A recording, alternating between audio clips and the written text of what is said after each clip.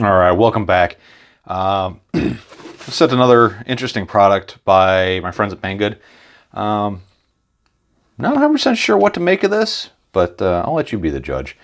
So the box says AR viewer, and if you look it up, this is like a kind of a makeshift VR headset where you pop a cell phone into it. But this one is branded by Hawkeye to be a FPV video setup. So you get a little instruction card here, English and I assume Chinese. And then you get a little sunshade here. And in the box, we have a FPV monitor, a little 5-inch monitor. I believe this is 800 by 400 resolution. Powered off XT60. There's very little information online about this, but it works with 4S and 3S. I don't know if it'll work with anything higher than that without burning itself up. And then you get this funky little headset deal that was originally designed to have a cell phone shoved into here, and then the image would bounce off of this mirror to this mirror to make for a bit of a portable, fits everything VR headset. But Hawkeye has taken this and given you a FPV monitor to cram inside of it. Let's go ahead and get this box out of here. Oh, there's also a head strap, some little Velcro pads, and a couple antennas. This looks like a pretty decent antenna, kind of a Spironet Immersion RC clone antenna. Let's get the box out of here. So the whole idea is to take this screen and stick it in the viewer like that, flip the mirror down, and then you'll have a FPV video setup. Pretty interesting, and it's nice. It's decently compact for what it is, compared to a set of box goggles. But it's kind of janky all at the same time. I don't know if I would carry this with me, but you do get a lot for what you're buying here, because you do get this is actually a pretty darn nice little monitor. It's super bright. The colors are really nice on it. It does come with like a decent antenna. This is a true diversity setup here. It also comes with your typical rubber ducky linear antenna, which you really wouldn't run a setup like this. You'd run like a patch and a Omni. It does come with a little AV in and out cable. Both do work for that purpose. So let's go ahead and fire this up and turn a quad on so we can see what it looks like. All right, so got a quad powered up, and I'll just plug that in there. And there we go. It's the video may not do it justice, but this is actually a really nice looking screen. Oh, and it just became a lot nicer. It's very bright. It's very clear, really surprisingly clear. And there are a lot of adjustments and settings here. We do have band scanner. You have manual adjustments. You have gamma, brightness, contrast, saturation, all sorts of different options here. There is no DVR. So even though there's a little slot right there, don't stick a card in there. It won't go to anything. It is a true diversity setup. You do get your input voltage from here, and I believe this is a RSSI built into the screen, and a power on timer. It's kind of a nice little setup.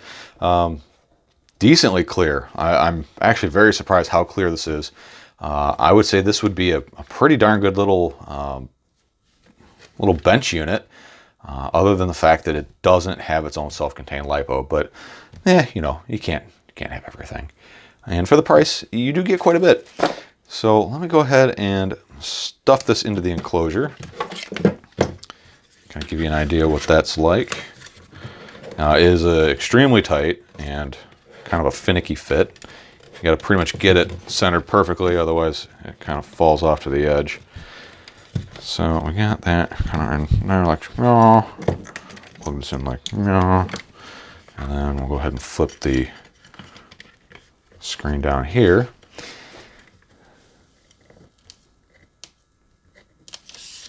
There we go. And there is our FPV goggle setup. Plus, you could also stick your cell phone in there and lay in bed and watch Netflix or something. Kind of cool. Kind of cool little setup. The sunshade is pretty useless. A lot of light leaks in around the top of it, but the screen is so bright that I don't think it's really gonna. I don't think it would really make too much of a difference for you while you're using this thing. It's bright enough where, I wouldn't mess with it. And then when you're done, you just kind of fold it up, unplug it, and be on your way. There is a power switch on the top, so you don't have to keep unplugging your LiPo. Go Team Power Switch. It's a pretty light little setup. There is no tripod mount on it. If you were going to try using it as like a ground station, you'd have to fashion up a way to hold it up yourself. And this setup most closely resembles like the FXT Viper. FXT Viper is also a bit more expensive, and a bit by quite a bit. It's heavier, and I don't think it's as versatile, but looking at the FXT Viper, I'd say it's probably a better built product. This is kind of one part from this manufacturer, one part from that manufacturer, and a part from this manufacturer, all kind of put together to make one setup. I mean, you can even buy this AR viewer thing separately if you wanted to. I think it's pretty affordable. Does have a head strap, little 3-point head strap for mounting the goggles to your head if that's the way you want to go with it. And like I said, you can do video in and video out through this included cable with this funky little little servo connector that's on there. So anyways, that's the Hawkeye little pilot VR goggles. Pretty kind of a blah product. The screen is really nice. This is definitely the star of the show. This is really nice screen. I do like this, and this will certainly be going in my bag. It is thin enough and small enough and portable enough that this would actually be a pretty good little ride-along rig. I find in my experience that when stranger comes up, starts asking about FPV, you hand them a set of goggles. Hey, you want to look at this? They never strap those things on their head. They always just kind of gingerly and cautiously put them up to their face. This, I think, is more friendly to people who are A, strangers, and B, don't really know what they're getting into. I feel like most people are caught off guard when they're asked to put something to cover their entire vision so they can watch you fly because they're interested in it. This is a bit more stranger friendly, if that makes any sense. What are your guys' experience with letting strangers do a fly along? Do you use a box goggle? Do you use a little monitor? How about the little wristwatch things? Those are kind of cool. Or do you have a set of goggles you throw them on, and what's their reaction to it? The reaction to the flying is almost unanimously just mind-blown amazement. But I think a screen like this is big enough compared to the watch that they get a better feel for what's going on, and they don't feel like they're trapped by having goggles on their face and not being aware of their surroundings anymore. All right, so we're gonna give the Hawkeye Tiny VR Pilot, whatever these things are, a shot. I decided to leave the hood off because the screen's bright enough that you don't really need it. I did make a mistake the first time I did this. I thought the optics quality was terrible. I realized that I forgot to remove one of the pieces of plastic to protect the lenses, so make sure you pull all that off. Screen is very bright. I'm in a pretty bright environment. This is southern Alabama in the summertime, and it's hot out and it's bright. So These are nice. It's weird having like all my peripheral vision still. You do have to kind of adjust the lens to make it look right. There's absolutely no eye strain. One downside is the power cord is way too short, and there's no provisions to mount the battery on your head with any of the straps that came with mine. The frequencies are really kind of odd. They don't match any normal frequency schedule, but if you push down on the joystick here, it shows you that whole frequency card. So the one that came in the instruction manual, don't worry about that. It's all built into the monitor. So like if you're looking at for 5800 on this thing, it's B4, and it's telling me it right in the screen here. So that's kind of cool. So let's go okay. If you push to my left, you get some weird horizon bars. I don't really care about that. To the right, changes the brightness. It's like high or low, no other options there. Up removes the OSD. So on the left, I'm getting the pack voltage, an on timer, and then the RSSI of both of my antennas here. So I'll leave that on, and let's give this a fly. I'm gonna fly my Emax Tiny Hawk S, and it's a weird sensation to be able to see behind me see around me while I'm flying. This is pretty nice, actually. The screen quality is really, really good. Reception's pretty darn good too. Wow, yeah. Don't judge a book by its cover. I kind of thought these were going to be complete garbage. I do get like a RSSI readout of the goggles themselves. I'm back behind my steel building here, and it's showing me 50 on one and like 60 on the other. I'm just using the two antennas that came with it. They seem to be working pretty darn good. It is true diversity, so there are two receivers in this thing. Yeah, the breakup's minimal. It's not like 1 minute rapid fire type quality, but for being a traditional diversity setup, this is pretty darn good.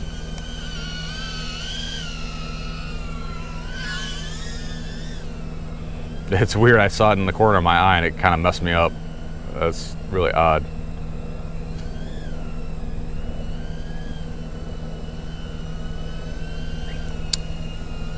You know what? This is pretty nice. This is definitely a good beginner set. Seconds. Which, it serves function later if you do decide to upgrade to like a set of box goggles, or a set of like Back Sharks. Then you at least have like a flight, ride-along camera, or a ride-along monitor, or just a bench monitor, so you don't have to put your goggles on every time you're working on something. 8, 7. I wish I would turn 6, the sounds off in this 5, transmitter. 4, 3, 2. Oh, this is pretty nice. Timer 1 elapsed. Okay, these are way better than I thought they would be. Would I use these? I have my HDOs. No, absolutely not. But if I wanted to try to get somebody in the hobby and give them some loaner stuff, this is perfect.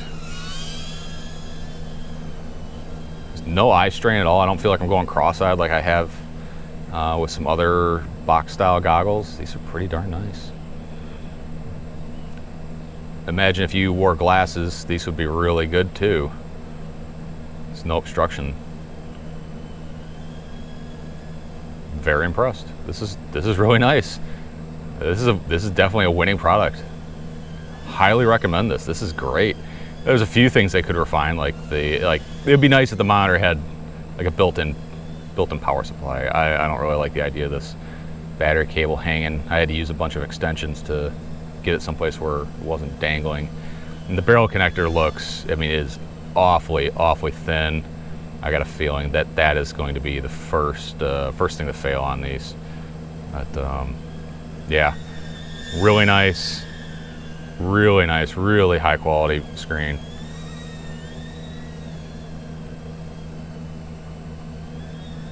All right, I'm gonna come in for a landing. All right, okay, that was really good. Yeah, I gotta say, I'm impressed. 2 thumbs up on this product. Good job. These are really nice. I know looking at them on the bench, I thought these things were going to be total crap, but no, these are good. All right. Thanks for stopping by. Thanks for watching. If you like what I'm doing here, please like, subscribe. I have a Patreon account if you feel like supporting me in that way. If you do, that's cool. If not, that's fine as well. I do have a Discord, so if you have any problems, questions, or you want to help troubleshooting stuff, hit me up on Discord. YouTube is a terrible platform for a back and forth conversation of how to troubleshoot a quad or R9 or anything like that. Please use the Discord link. YouTube, I'll miss whatever it is you post. It'll happen. I'll start missing posts. I don't know why. It's just how it works. All right, guys. Thanks for stopping by. Thanks for checking us out. And if you're interested in this, check the link in the bottom of the video description here. And as always, see you next time. Bye.